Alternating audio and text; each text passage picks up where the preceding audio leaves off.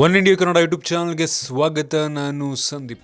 ಭಾರತ ಮತ್ತು ಆಸ್ಟ್ರೇಲಿಯಾ ನಡುವೆ ನಡೆಯುತ್ತಿರುವಂತಹ 4ನೇ ಮತ್ತು ಫೈನಲ್ ಪಂದ್ಯದಲ್ಲಿ ಆಸ್ಟ್ರೇಲಿಯಾ ಟಾಸ್ ಅನ್ನು ಗೆದ್ದು ಬ್ಯಾಟಿಂಗ್ ಅನ್ನು ಆಯ್ಕೆ ಮಾಡಿಕೊಂಡಿದೆ. ಈಗಾಗಲೇ ಭಾರತ ಮತ್ತು ಆಸ್ಟ್ರೇಲಿಯಾ ತಂಡಗಳ ಸರಣಿಯಲ್ಲಿ ಒಂದು ಸಮಬಲವನ್ನ ಸಾಧಿಸಿರುವಂತಹ ಉಭಯ ತಂಡಗಳು ಈ ಒಂದು ಪಂದ್ಯ ನಿರ್ಣಾಯಕ ಪಂದ್ಯವಾಗಲಿದೆ. ಭಾರತ ತಂಡದ ನಾಯಕ ವಿರಾಟ್ ಕೊಹ್ಲಿ ಅವರು ಗಾಯದ ಸಮಸ್ಯೆಯಿಂದ ಹೊರಗುಳಿದಿರುವ ಕಾರಣ ರಹಾನೆ ಅವರಿಗೆ ಒಂದು ಕ್ಯಾಪ್ಟನ್ಸಿಯನ್ನ ಮಾಡ್ತಾ ಇದ್ದಾರೆ. ಸದ್ಯದ ಸ್ಥಿತಿಯಲ್ಲಿ ಆಸ್ಟ್ರೇಲಿಯಾ ಬ್ಯಾಟಿಂಗ್ ಅನ್ನ ಶುರು ಮಾಡಿ ತನ್ನ ಮೊದಲ ವಿಕೆಟ್ನ ಅತಿ ಬೇಗ ಕಳ್ಕೊಳ್ಳುತ್ತೆ.